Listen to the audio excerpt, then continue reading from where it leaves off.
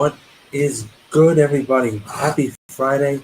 Welcome to the latest episode of Mystery Unsolved.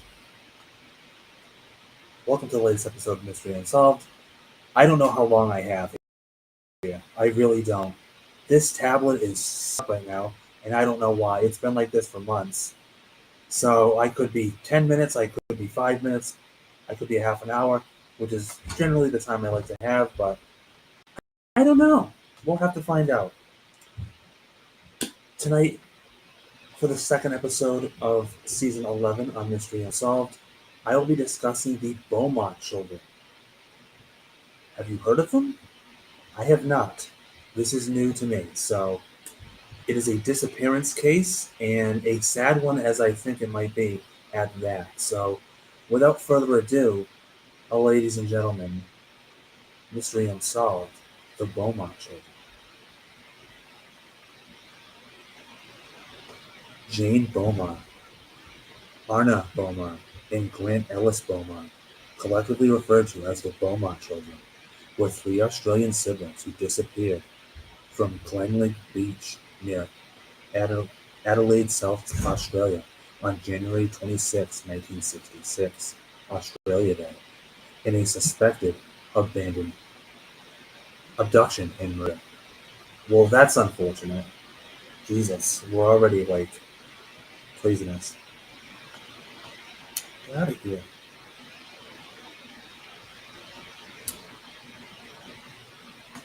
Police investigations revealed that on the day of their disappearance, several witnesses had seen the three children on and near Glendon Beach in the company of a tall man with fairish to light brown hair and a thin face with suntan complexion and medium build, in his mid-30s. Confirmed sightings of the children occurred at the Collie Reserve and Wetzel's Cake Shop on Mosley Street, Glenelg. Despite numerous searches, neither the children nor their suspected companion were located. So this is just a brief rundown. Obviously, we're going to get into the main case right afterwards. The case received worldwide attention and is credited with causing a change in Australian lifestyles, since parents began to believe that their children could no longer be presumed safe when unsupervised in public. So wait, before 1966, Australian parents just left their kids unsupervised? You had to wait until three kids were abducted and possibly murdered to say, hey, I don't think we should leave our children unsupervised. That's what it took? That should be common sense. You should already have to do that. Okay. All right. This is fine. Dog in the kitchen on fire. This is fine. Police and media speculation has linked the disappearances to the Adelaide Oval abductions of 1973. Interest in the case has continued for more than half a century. As of 2018,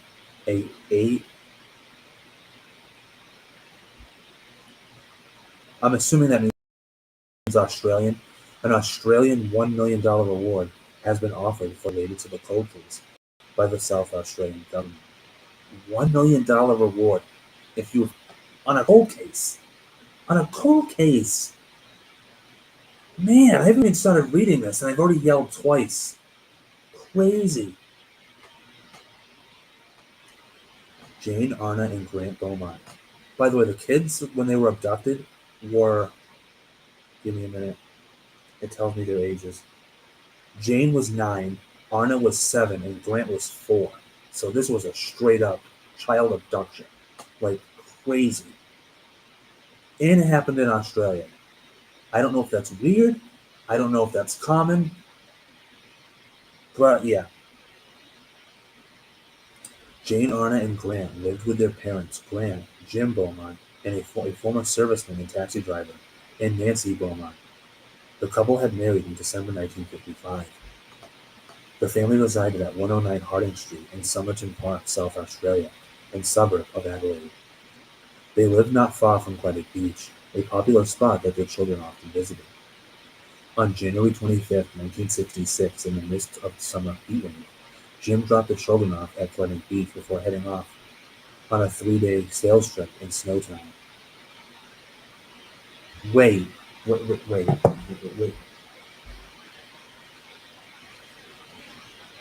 Are you telling me that he left his 11, no, his 9, 7, and 4-year-old child alone on the beach without parental vision? What the fuck?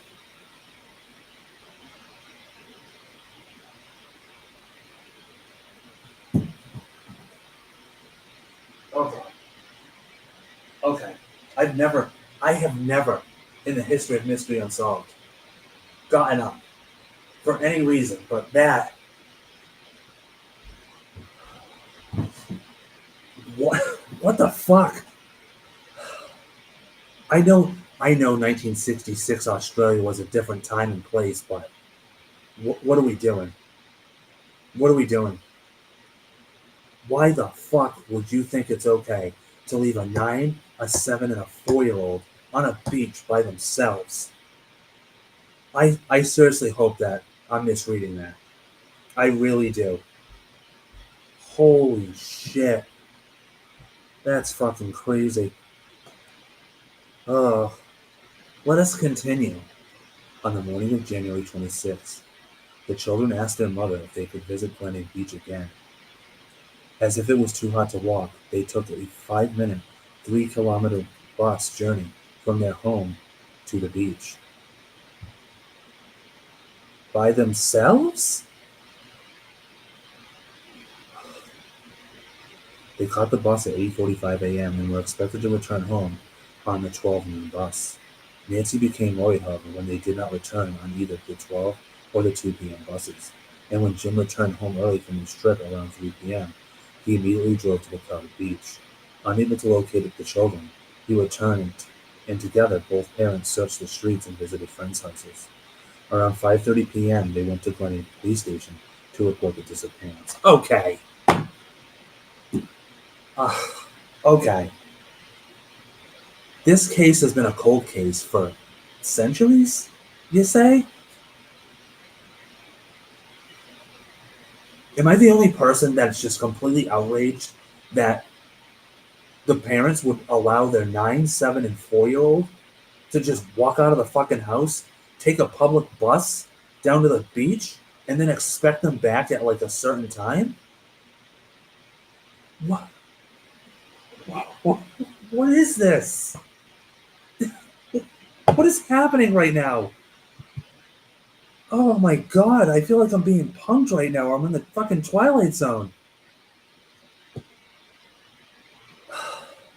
The children asked their mother if they could visit Glenwood Beach again.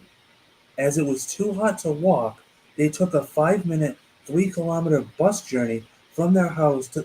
Who the fuck is allowing their 9, 7, and 4-year-old child to get on a public bus alone to go to the beach in 1966? Again, I know it was a different time. I know was Australia is Australia supposed to be safer? I know I'm completely off the rails and we're not even 10 minutes in. Is Australia supposed to be safer than most places like South Australia? Like how safe is South Australia?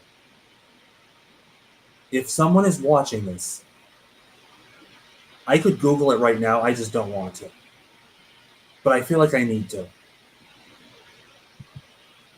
We're gonna stop this because I'm just completely outraged right now. I honestly, I'm gonna ask Gemini. I'm honestly gonna ask Gemini.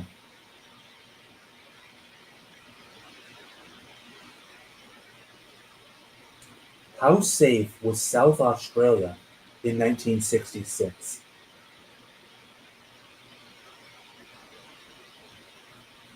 1966, South Australia was statistically one of the safest places in the world, though that year specifically marked a profound loss of innocence in the state due to a single air-defining crime.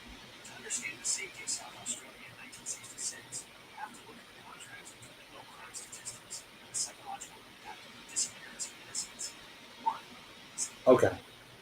So according to Gemini, though I don't know how trustworthy we trust Google AI, It was one of the safest places in the fucking world in 1966.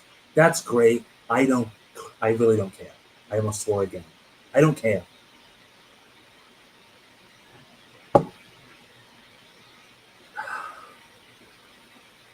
I know this is going to sound incredibly insensitive and cruel, but if you're going to allow your young children, all under the age of 10, to adventure on their own to a public beach, I feel like they deserve to get kidnapped. Like, what the fuck are you even doing? Why weren't they supervised? Why didn't the parents take them there? I just don't get that. This is one of the dumbest cases I think I've ever done. And I'm not even going to say one of many, like I always do with everything. I'm not going to say that. Could be one of the dumbest cases I've ever heard. Oh my lord. Police invest. Oh god. Australian police in '66. Oh, this would be lovely. Police quickly organized a search for Glenning Beach and adjacent areas based on the assumption that the Beaumont children were nearby and simply had lost track of time. I mean, sure. The search then expanded to the sandhills, ocean, and nearby buildings, with the airport, rail lines, and interstate roads being monitored as well, based on a fear of accident or kidnap. I mean, I would say kidnap because, duh! Within 24 hours, the entire nation was aware of the case. Within 3 days, on January 29th, the Adelaide Sunday Mail led, led with a headline, Sex Crime Now Feared. Jesus, that escalated, highlighting the rapidly evolving fear that children had been abducted and murdered by a sex offender. Despite this, the initial reward was only $250. The Padawalanga boat haven was drained on January 29th after a woman told police that she had spoken to 3 children who were similar in description to the Beaumont children near the haven at 7 p.m. on the day of the disappearance. Police cadets and members of the emergency operations group searched the area but found nothing. Police investigating the case found several witnesses who had seen the Beaumont children in Collie Reserve near Glenning Beach in the company of a tall man with fair to light brown hair and a thin face in his mid-30s.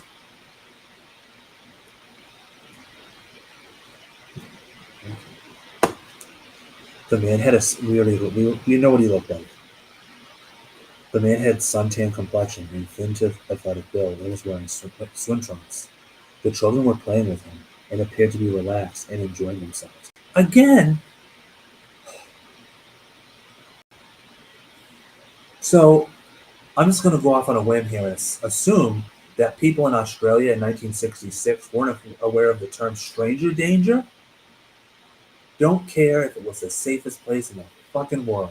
I don't care if there was lollipops growing out of the trees and there were gumdrops coming out of the ground. Like, why?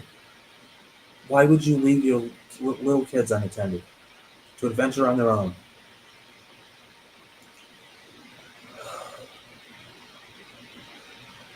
This is nowhere near my rant on the John Benet Ramsey case, but oh my lord, definitely a strong second. The man also approached one of the witnesses, asking if anyone had been. The man had also approached one of the witnesses, asking if anyone had been near the children's belongings, as their money was missing. The man then went off to change while the children waited for him. The group of them was seen walking away together from the beach sometime later, which the police estimated to be around 12:15 p.m. Now, could we then assume, like, oh, maybe the kids knew them, but they're kids, so might as well throw that logic out, right? Because kids will be friendly and make friends with anybody. All the more reason I ask, why are you leaving them by themselves? About 2.5 hours later, another witness, Miss Daphne Gregory, sighted the children with the man, who she observed carrying an airline bag similar to the one owned by Jane. So apparently, this guy was so shifty that he didn't like make it seem like Not only did he make it seem like he knew the kids, but he made it seem like he was their father, apparently, because everyone that witnessed the kids with this man were like, "Oh, look at that! It's a man with his three kids." Right? Is that what they're assuming? Doesn't say that.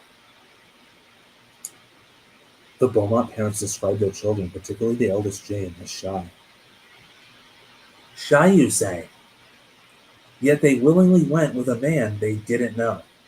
Or so that's to be assumed. For them to be playing so confidently with a stranger seemed out of character. How would you know? You're never there. How would you know? How would you possibly know that? Do they not interact? Okay, maybe they're shy and don't interact with strangers when they're with you, but when they're on their own, totally different story, right? Because kids will be kids. Investigators theorized that the children had perhaps met the man during a previous visit, or visits had grown to trust him. Maybe a chance remark at home, which seemed insignificant at the time, supports this theory. Anna had told her mother that Jane had got a boyfriend down, down the beach. Nancy thought she meant a playboy and took no further notice until after the disappearance.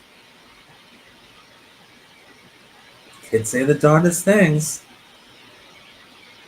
A shopkeeper at nearby Wenzel's on Mosley Street reported that Jane had bought pasties and a meat pie with a dollar note. Police viewed this as further evidence that the Beaumont children had been with another person, for two reasons. The shopkeeper knew the children well from previous visits, and reported that they had never purchased a meat pie before, and the children's mother had given them only 6 shillings and sixpence. None the richer. Enough for their bus fare and lunch, and not one pence, I guess. Police believe the money had been given to them by somebody else. Strange man gave them money for meat pies. I said pasties, not pastries. Just so we're clear. According to the initial statement, the Beaumont children were seen walking alone at 2:55 p.m. away from the beach along Jetty Road in the general direction of their home. The witness, a postman, knew the children well, and his statement was regarded as reliable. He said the children were holding hands and laughing in the main street. Police could not determine why the viable children, already 1 hour late, were strolling alone, seemingly unconcerned.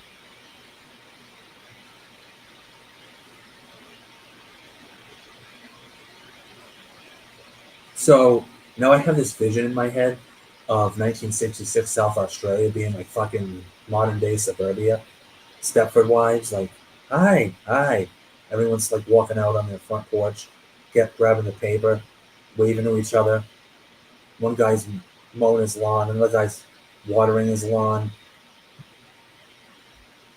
The ice cream man's coming down the street. It's just, I don't doubt that the world was like that at one point in time, but like, let's be realistic here. I refuse to believe at any point over the last 10 decades, anywhere on this earth, that it was okay to leave a 9, 7, and 4 year old to walk out of their own house to go to a freaking beach by themselves, unsupervised. I'm just going to keep saying that because it's just, that is baffling the crap out of me. The postman contacted police 2 days after his initial statement and said that he thought he saw them in the morning, not the afternoon, as he had previously said.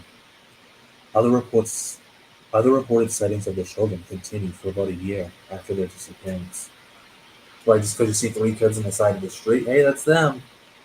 Those crazy Beaumont children. The Beaumont case attracted international attention. On November 8, 1966, Gerard Croiset, a Dutch psychic, was brought to Australia to assist in the search, which caused a furor in the press. Croiset's efforts proved unsuccessful, with his story changing day to day and offering no clues. Because psychics are crops of crap and are 90% frauds. Justin, are you really giving them 10%? Gotta give him something. He identified a spot on a warehouse near the children's home in which he believed the bodies had been buried, inside the remains of an old brick kiln. Jesus! Psychic went dark real quick, didn't he? The property owners, who were reluctant to excavate based only on a psychic's claim, soon bowed to public pressure after publicity helped raise $40,000 to have the building demolished. No remains, nor any evidence tied to any members of the Beaumont family was found. If I were the people that owned that building, I would have turned to the psychic and been like, fuck you, build us another building. Because that was pointless. And now we don't have a freaking building.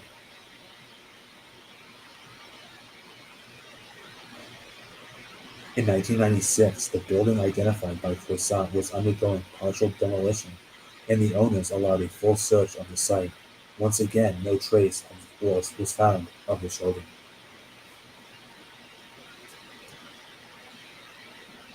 How long does this go? Okay. Hoax letters. About 2 years after the disappearance, the Beaumont parents received two letters. One was supposedly written by Jane, and another by a man who said he was keeping the children. Totally not creepy. The envelope showed a postmark of Dandenong, Victoria. The brief notes described a relatively pleasant existence and referred to the man who was keeping them. Police believed at the time that the letters could quite likely have been authentic after comparing them with others, written by Jane. The letter from the man said that he had appointed himself guardian of the children and was willing to hand them back to their parents. In the letter, a meeting place was nominated. The Beaumont parents, followed by a detective, drove to the designated place, but nobody appeared. Sometime later, a third letter arrived, also purported to be from Jane, stating that the man had realized a disguised detective was present and that he decided to keep the children because the Beaumonts had betrayed his trust. There were no further letters. In 1992, new forensic examinations of the letters showed they were a hoax. Fingerprint technology had improved, and the author was identified as a 41-year-old man who had been a teenager at the time and had written the letters as a joke. That's really cool. Let's do that. Because of that time that had elapsed, he was not charged with any offense.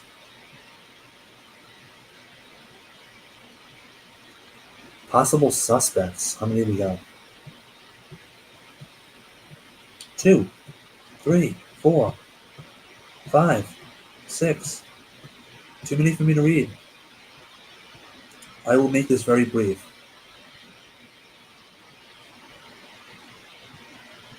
I fear we not much time. Bevan Spencer von Ennem, Jesus, was sentenced for life imprisonment in 1984 for murdering Richard Kelvin, the teenage son of Adelaide newsreader Rob Kelvin. Police and prosecutors publicly stated their belief that Von Ellen and his accomplice was possibly involved in the additional murders. About this time, police came to suspect his involvement in the Beaumont disappearance, as well as owing his resemblance to the descriptions in identikits of the unidentified suspect from 1966. No accomplices were ever charged, and Von Ennem had refused to cooperate with investigators about his possible connection with other murders.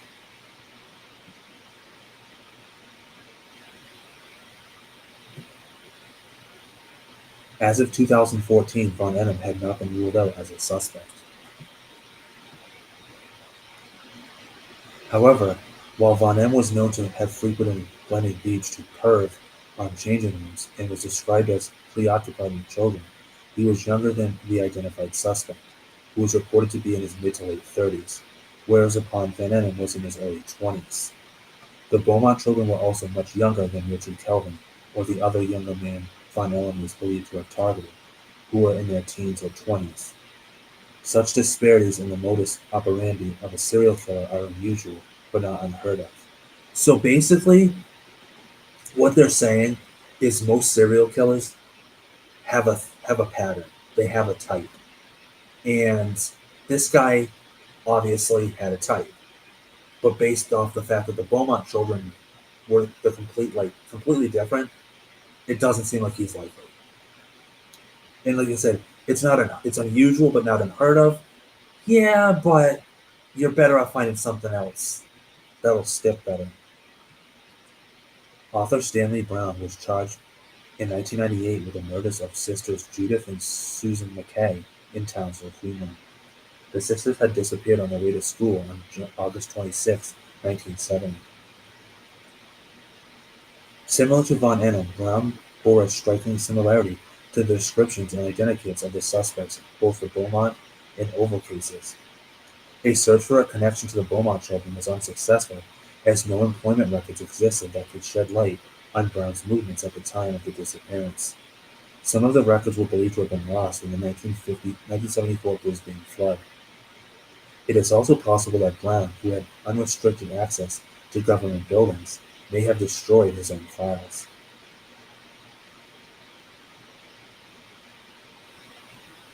However, no evidence has ever been found to connect Brown with Adelaide in 1966. Brown was aged 53 at the time of the Beaumont disappearance, which does not match the description of the suspected teen with the children who was reported. The suspected scene with the children. Okay. If if they don't fit the bill, then why are we even gonna? Because the case. Okay. James O'Neill was once sentenced to life in prison for the 1975 murder of a 9-year-old boy in Tasmania. Okay, we're getting a little closer here, but he is reported to have previously told several acquaintances that he was responsible for the Beaumont disappearance. Okay, a lot better for a suspect than the other two. In 2006, O'Neill lost an injunction in the High Court of Australia to stop the broadcast of an ABC documentary, The Fisherman, which attempted to link him to the case. Former Victorian detective Gordon Davies spent 3 years speaking to O'Neill to win his confidence before filming for The Fisherman. Davies said that although there was no evidence to link O'Neill to the Beaumont case, he was persuaded that O'Neill was to blame. I asked him about the Beaumonts, and he said, I couldn't have done it. I was in Melbourne at the time. Then why the fuck did you say you did?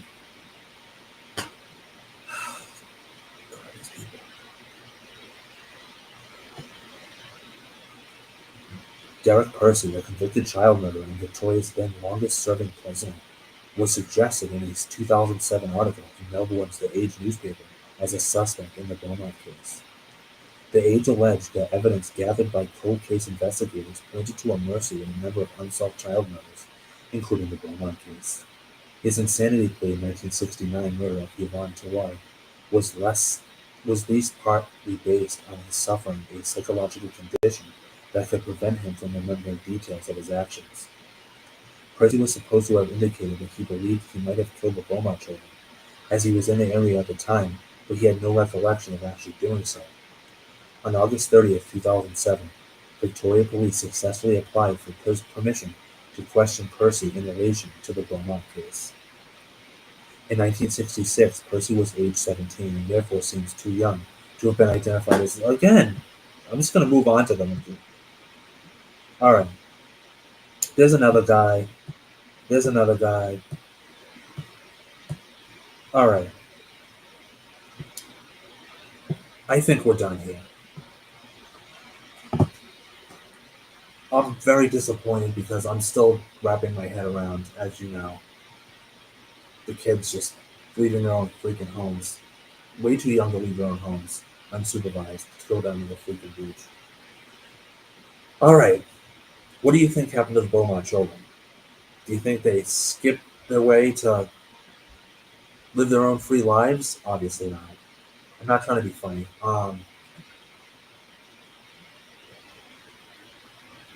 There was two more suspects. I could have read them. I could have said like, "Hey, like, which of the suspects do you like?" But what do you think happened to them? Do you think they were murdered? Do you think that they were kept and raised? Maybe they were. Maybe their lives were spared, and maybe the kidnapper, just wanted kids of his own, and they grew up thinking that they belonged to this man. I don't know. It is definitely a strange case. I like how the evidence to the case was like looked into like literally like 50 to 40 years later, 40 to 50 years later. Says, oh, by the way, this guy, he's serving life imprisonment for a child murder. And oh, yeah, by the way, how old was he? Like, every single person that they gave was either too old or too young. And the suspect was supposed to be in their mid 30s. So, I don't know. Grasping at straws, in my opinion. What do I think? I think that they were, in all likelihood, they befriended a man in the park that they had seen before in his mid 30s. That was none of the people that I read. And I think that because they were so friendly with him, that they decided to go somewhere with him. Even though they're so young, they should have been like, oh, well, we should probably go home and tell our parents. Although, who knows? Kids are really gullible, and maybe he was really convincing. I have no idea. All I know is that it seems very plausible that they likely knew the man from a previous encounter.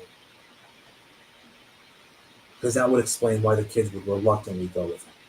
Because obviously, again, stranger danger. But then again, that may have not have even existed in Australia in 1966. What do you think happened? Do you think it was one of the people that I mentioned, even though the ages don't line up? And what do you think? Please tell me. What do you think about the parents allowing their children, all under the age of 10, to go to the beach by themselves, to use public transportation? Totally weirds me out. I'm sorry if that kind of hijacked the case in this video in the beginning. It's just that totally threw me. I was not expecting to read something like that. Oh man. I think unfortunately the Beaumont children met a very gruesome and grisly end. Just because apparently Australia isn't as safe as they thought it was now, is it? Right? Do stay tuned for the next episode of Mystery Unsolved next Friday. Actually, not next Friday because that would be the day after Christmas. So technically, I could do it, but I don't know. Whenever the hell the next episode of Mystery Unsolved is, and I will be talking about ah Madeline Madeline McCann. I think I think that the name might sound familiar to some of you. Yeah, this is a really creepy and bizarre case, like freaking crazy and wild. Do stay tuned for that the next time on Mystery Unsolved. I do hope you enjoyed me just completely going off the rails of the case of the disappearance of the Beaumont children. This has been Mystery Unsolved. I am Justin.